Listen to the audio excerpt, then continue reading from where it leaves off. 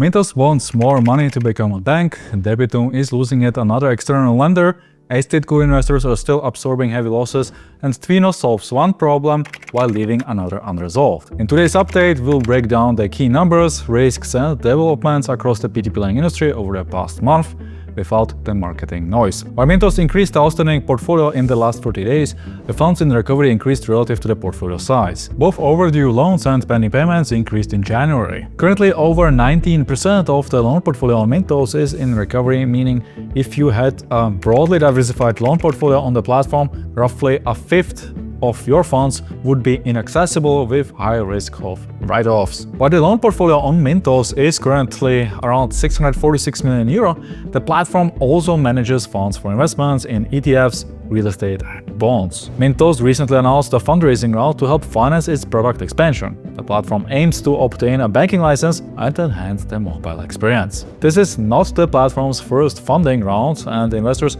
have yet to see a positive return on their investments. The company is clear that there is no liquidity for investors unless Mintos is sold or the platform is publicly traded. From my perspective, I don't see a compelling reason for investors to participate in Mintos' equity fundraising round, especially given the high share of non-performing loans on the platform and the lack of an exit option. EstateGuru continues to struggle to make significant progress in recovering loans from its defaulted portfolio. 62% of the portfolio remains non-performing.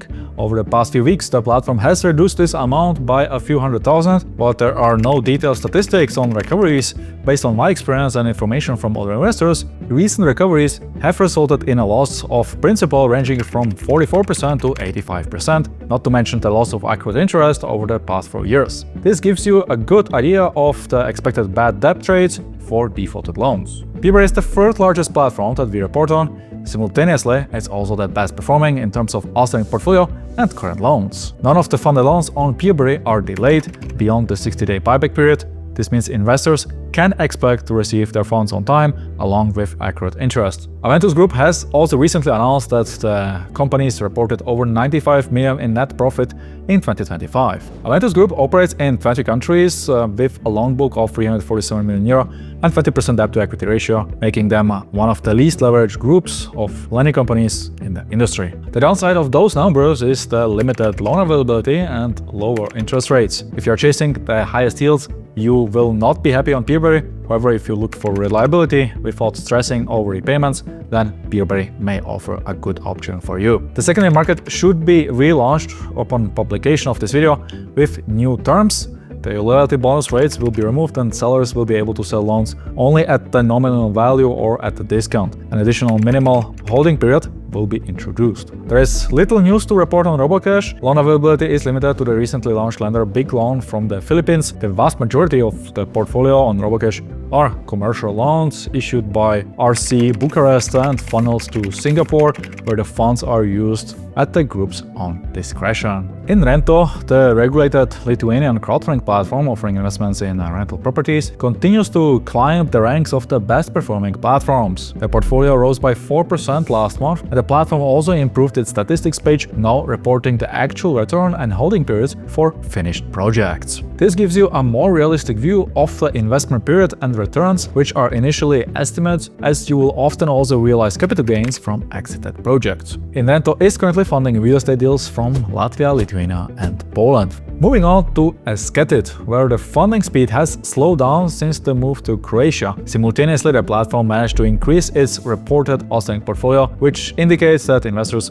did not get discouraged by the management's shady moves to limit liquidity as they saw fit. According to the platform's announcement, a portion of the old portfolio held by the Irish entity should be repaid by March. Indemo reports 7% growth over the past month, driven primarily by high cashback offer that runs throughout the end of February. The platform also recently reported the fast tracking of the recovery of a debt linked to a house in Tarragona. At the end of this month, the platform should launch the secondary market, allowing investors to exit their positions at any time. How the logic behind the secondary market sales will work remains to be determined. Afranga also reports solid month-over-month growth of nearly 10%. EstateGuru launched a new funding round offering 14% on loans with a 4-year maturity. While this may deter some investors with commitment issues, Afranga plans to launch a secondary market this year, which should improve liquidity for those long-term loans. Nectaro reports a monthly growth rate of 7%. The platform recently shared more details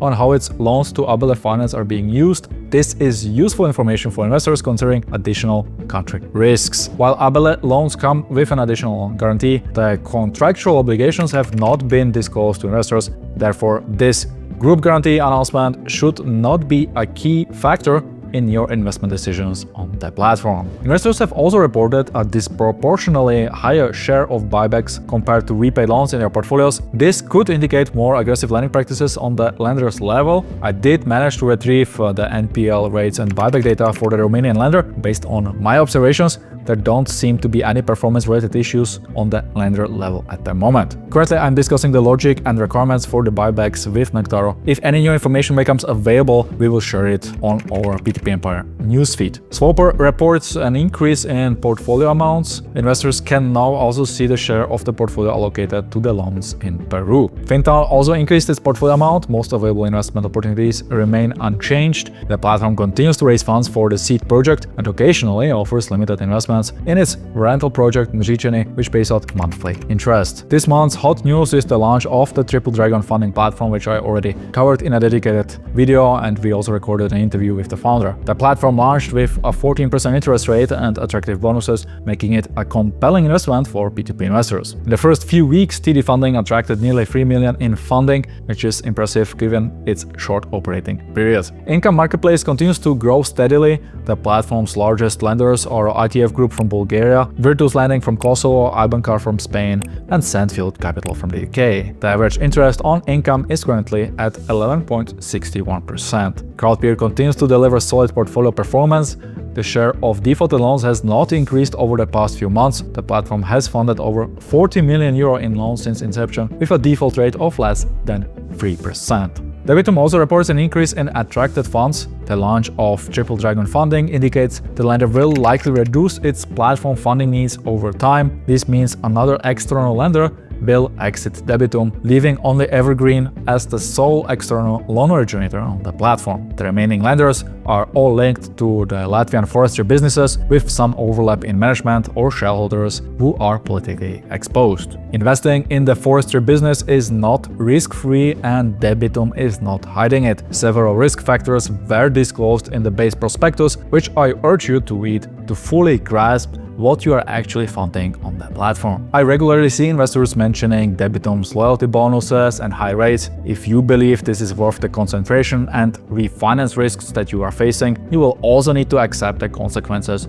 should those risks materialize. Let's move on to LANDE, which reports a 4% growth rate. Some investors requested information about how the Mercosur deal will impact LANDE's portfolio. I received some limited information worth sharing. The CEO Nikita Gonchars informed me that the most affected are expected to be the beef and poultry farms, which are a small percentage of LANDE's clients. On the winner side will be well-established brands of wine, cheese, and oils, which creates an opportunity since they usually don't produce all of their own production but purchase from smaller farmers. From LANDE's perspective, the core of its strategy remains the same. Most deals, around 90%, are highly secured by real estate assets and have a low loan-to-value ratio. This still represents the first layer of protection for investors. At the time of recording, I requested additional information about the share of poultry and beef producers, as well as the expected defaults, partly related to the Mercosur deal. I'm not sure whether LANDE will be able to produce the answers. If so, I will share them with you in our newsfeed. Some investors on LANDE are reporting that defaulted loans in their portfolios are taking a long time to recover. Historically, LANDE has performed well on recoveries. However, if you want to avoid defaults altogether, LANDE or similar platforms are not a good fit for you. Moving forward with TWINO, which reports a full repayment of its loan book in the Philippines. The portfolio was sold and the remaining funds were paid out of TWINO's pockets. This is a good resolution for investors. The appetite to operate in Vietnam is, however, much lower.